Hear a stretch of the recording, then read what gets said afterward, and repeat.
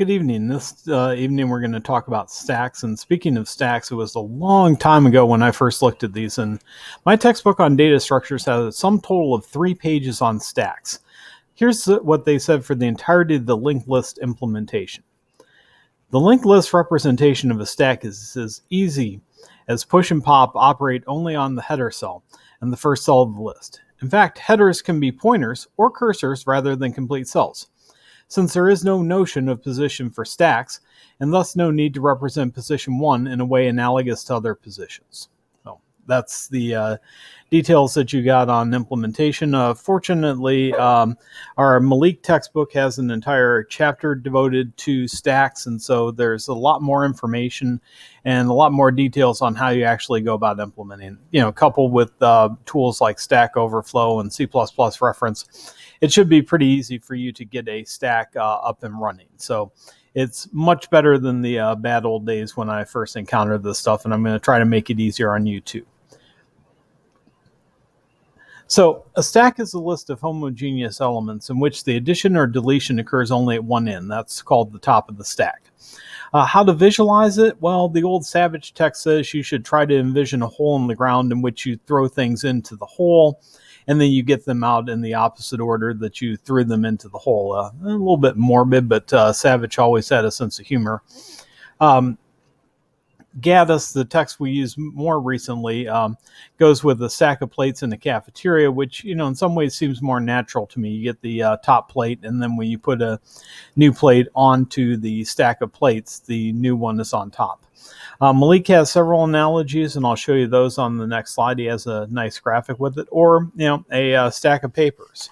And so the paper you take off from the top of the stack is the most recent one that you put on the top of the stack. Or, you can choose your own metaphor, whatever works for you.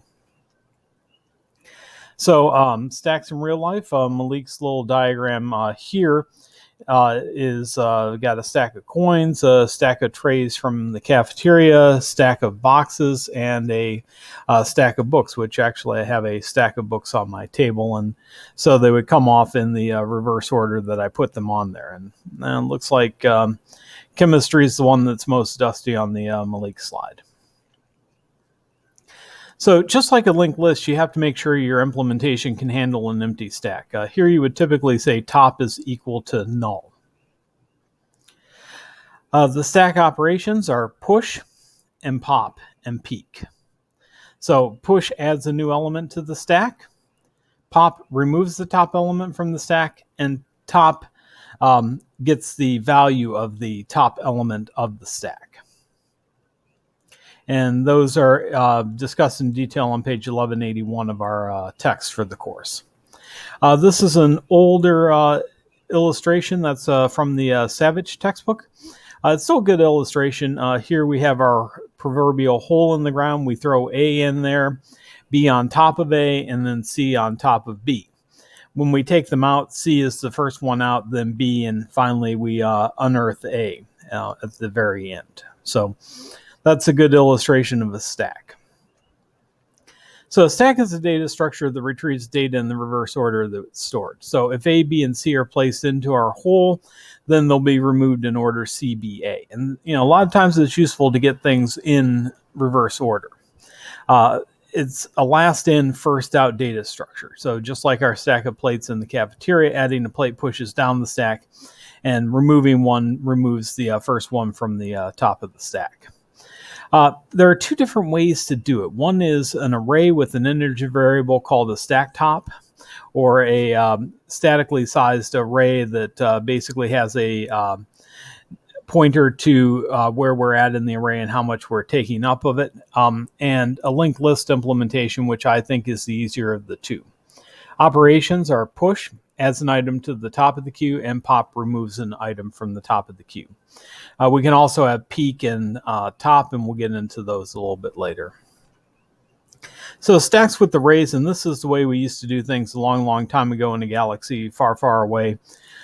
Basically, I make a maximum stack size of 100, and I say the top of the stack is whichever one I put in most recently. And so the bottom of the stack here is index 0, which is A.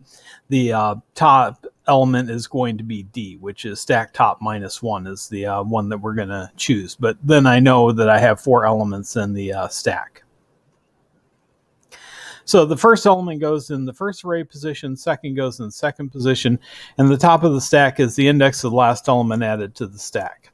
Stack elements are stored in an array, which is a random access data structure, so you can get to any single one, and that's useful if you want to get the second item from the stack without popping off the first, but that's not frequently an operation for stacks. To track the top position, we use a variable called StackTop, and we can also get the size of it very easily with the array implementation. You can also dynamically allocate the array if you want it to be more robust. C++ arrays begin with index zeros. We discussed in 150 in the beginning of 151. And you need to distinguish between the value of the stack top and the array position indicated by stack top. So there are 2 variables. So if stack top is equal to 0, the stack is empty. And if it's not equal to 0, then the top element is given by stack top -1. So, what's on top of the stack versus that stack top index. Push stores a new item in the array component indicated by stack top.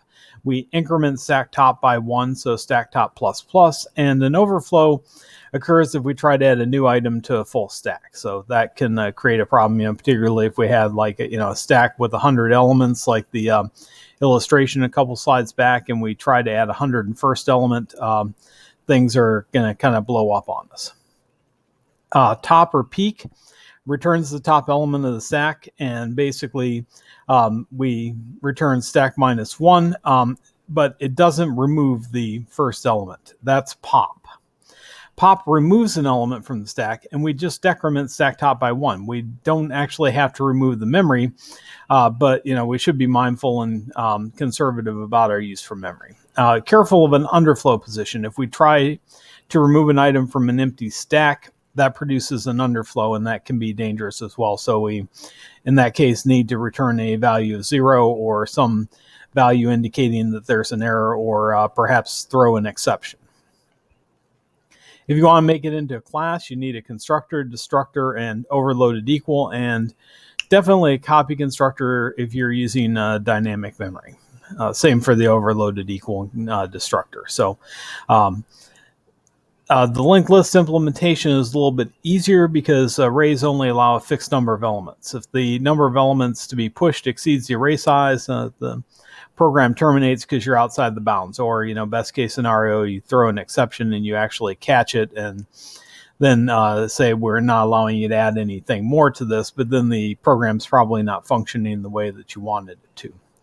So linked lists can dynamically organize the data, and in the linked list representation, stack top is a pointer to the memory address of the top element in the stack, and just like a linked list, we have a pointer to the next element, and so on.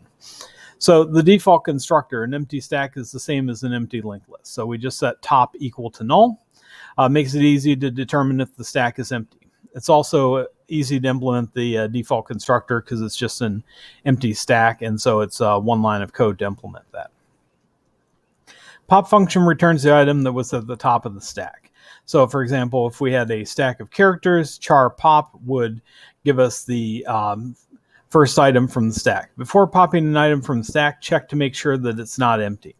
And then store the top item in a local variable called result, and the item popped is top is equal to top link. So basically we go down to the next item.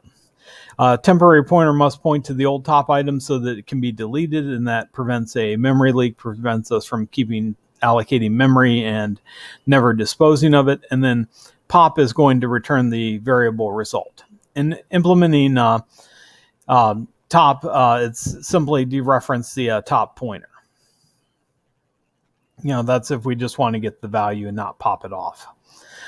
Push adds an item to the stack, and this is going to be a void operation. We're just modifying the stack. In this case, we're putting a character on it. So pushing the item onto the stack is precisely the same as head insert from our linked list. So we have a new temporarily allocated node. We have that temporarily allocated node point at the head of, or the top of the stack, and then set the top of the stack to point at the new temporary node that we constructed to put something in. So push operation, we have our new node. There's the StackTop. We have the new node point at the StackTop, and then move StackTop to point at the new node. And then, if we wanted to, we could, remove the set new node is equal to null, so they're not two things pointing at the same thing. We could be a little bit careful that way, but this definitely works. Copy constructor, and because when we're working with the pointers, it uses pointers and creates nodes using new, we need a copy constructor. And basically there we use a loop to go through and copy each item in the stack. And of course the items in the new stack must be in the same position in the stack as the original. You also need a destructor, and if you get time, add the overloaded assignment operator. And stacks have several different applications in computer science. Definitely we've seen them for recursion, but that's a managed stack by the runtime environment. But they're also useful for postfixed arithmetic, where we have the operator come after the two operands, so 6, 3 plus. Push 6 onto the stack, push 3 onto the stack. The pop takes off the two operands and adds them together to get 9, and then we push 9 into the stack. Next, we would push 2 and 9, and then we have an operation. So pop the two items off the stack, 2, 9, and the operation is multiply. So multiply the two of them, 18, and then pop the stack and print 18 when we see the equal. So fairly simple way of dealing with postfixed arithmetic. They're also useful for backtracking, matching parentheses in writing compilers, and for memory management.